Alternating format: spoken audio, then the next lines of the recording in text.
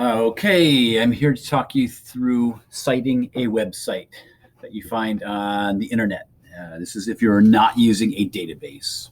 So I'm going to go ahead. I'm already in Noodletools. I already have a project created. I'm going to open my project. I'm going to go to sources. And I'm going to click on new source, top left, new source. I know it's a website. And this website, I happen to know it's a museum website. So I'm going to click this button here for web page. If you happen to know it's coming from a newspaper or a newsletter or a magazine, you might use one of the selections here. Otherwise, the next one that you're going to use most would be web page. So the information you need to fill in is below here. So we've got the URL.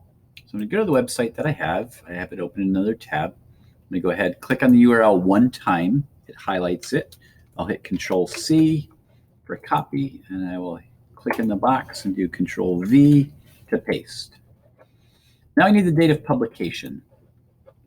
So usually it's going to be at the top of the article or at the very or just at the bottom of the article. Usually it's near the author.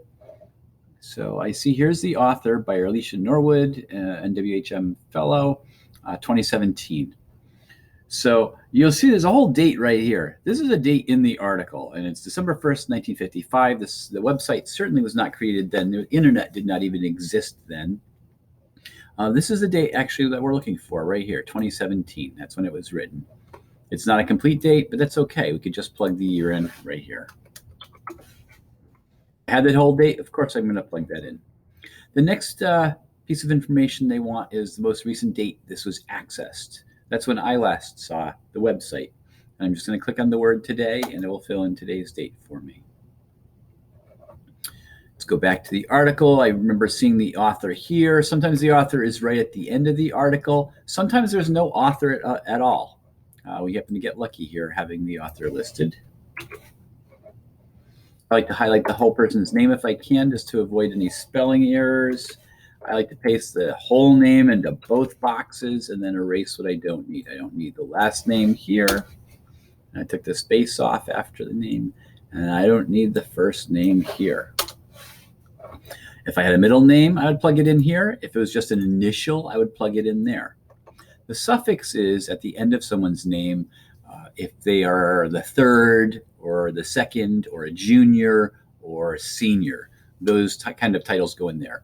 If it says MD, that does not go in this box. It's part of your given name when you're born, the ending, and that goes in the suffix part. If there were another author, I would click Add Contributor right here, and it would ask me to fill in the same information. I don't need that, so I'm going to delete it. Now, this is not complete because I've not said the role of this person, have not said what they've done for the article. She was the author, so I'm going to click on the word role and click on author. Noodletools will not let you save this unless you've said whether this person's the author, editor, or translator.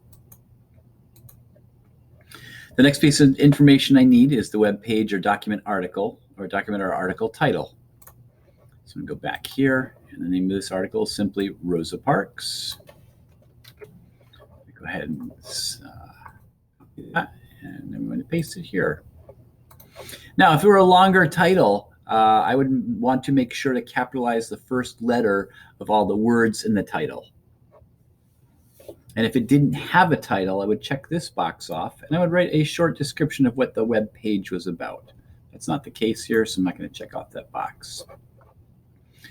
The next box is the English translation of the document or article title. So if this was written in a different language, I would translate it into English and plug it in here. That's not the case. You will rarely, if ever, use this. I've never used this box.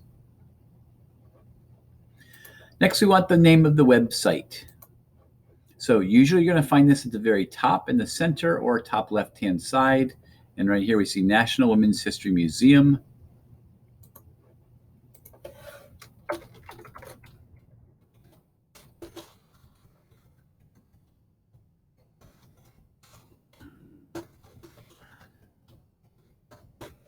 Good. Next, we want the publisher. So that was right here, the publisher of the site. I'm going to scroll down to the very bottom of the page and I'm not seeing a publisher. This may be it, but it's not really indicating it. So I'm going to leave it alone. Usually you'll see it by a copyright symbol, the C with the circle around it, and the date or the year. I happen to know the publisher of this site is the National Women's History Museum. So in the case where the publisher matches the name of the website, you actually don't fill in the publisher. The next section is contributors to the site as a whole. That means you're looking for other people who added to the website. You would fill this in if you were using the entire website, information from many of the pages in there. I'm only using this one article about Rosa Parks, so I don't need to fill in anything further. At the very bottom here is room for an annotation. That's my note for myself about how I used the information, maybe how I made sure that the information was accurate. I made sure it was a reliable web page. I might put that in here. Your teacher might have instructions for you to fill this in. For purposes of this project, I'm not filling this in. I make another quick check here, and then finally, I'm going to hit save. And there it is. Now, if you're to find a website, let's go back here. I'm going to click on New Source, Website. And if you're lucky enough, some web pages actually give you your citation information. So, and actually on this page, I noticed I have a Works Cited button here. Now, a lot of websites don't have this, but if you're lucky enough to see it, you're going to look for the MLA format of it. I'm sorry, this is not the Works Cited. This is Works Cited for what the information that they looked for here. I want this, how to cite this page.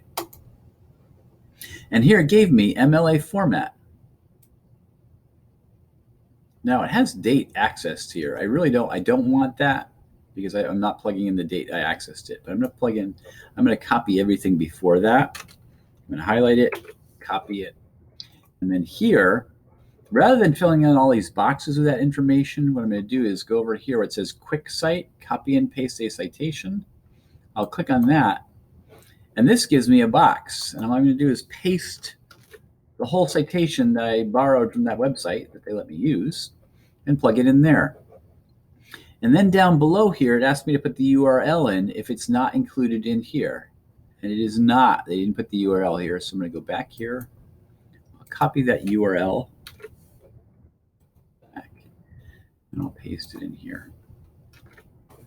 I did not find a publication date before, so I'm just going to, oh, actually, yes, we found 2017. I remember that now. So that's an easier way if you're lucky enough to have them give you the information. And I'm going to go ahead and hit save. And this is the new citation. A little bit different than this one. This one's missing the access date, but they both would be correct. If I saw either one of these citations, I would find them acceptable.